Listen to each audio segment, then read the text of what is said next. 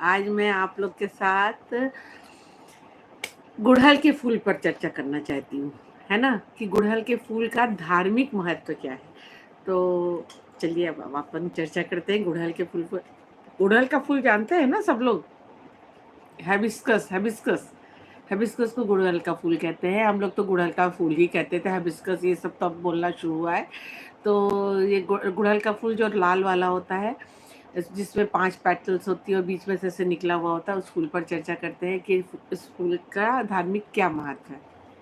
तो दोस्तों, गुड़हल का फूल देवी देवताओं पर खूब जरूर चढ़ाया जाता है। उसका एक अलग ही महत्व है, एक अलग ही उसका ऑरा है। उस गुड़हल के फूल को चढ़ाने के पीछे क्या कहानी है ये मैं बताती हूँ। गुड़हल का फूल दुर्गा जी और काली माँ को चढ़ाया जाता है, लक्ष्मी जी को चढ़ाया जाता है।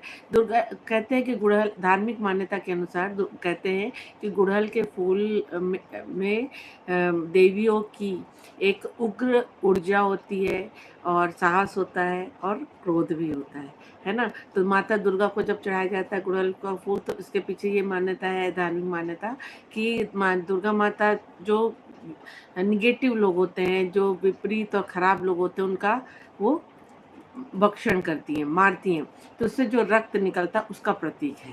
माने माता दुर्गा के उग्र ऊर्जा और क्रोध का प्रतीक है, और रक्त के रूप में उसको माना जाता है।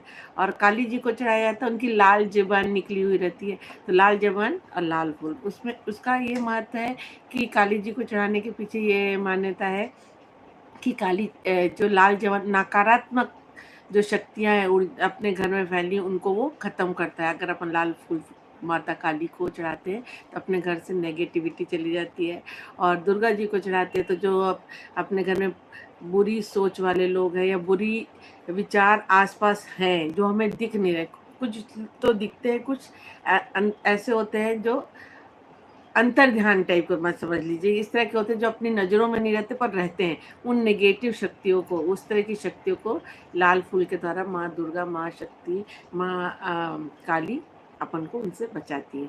इसलिए माता जी को लाल रंग का फूल चढ़ाने का ये महत्व। और हनुमान जी को भी लाल फूल चढ़ता है। उनको हनुमान जी को इसलिए चढ़ता है कि हनुमान जी जिनको मंगल दोष होता है, तो कहते हैं उन्हें मंगल के दिन हनुमान जी को लाल फूल चढ़ाना चाहिए।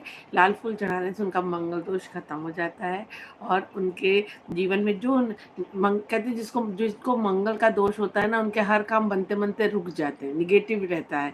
इंसान की सोच में निगेटिविटी रहती है, अरे ये कर तो रहे, पता नहीं होगा कि नहीं होगा, ये हो पाएगा कि नहीं। जब भी हम इतनी मेहनत करते हैं फिर भी हमें सफलता नहीं मिलती। तो ये होता है उनके ऊपर जिनको मंगल दोष होता है।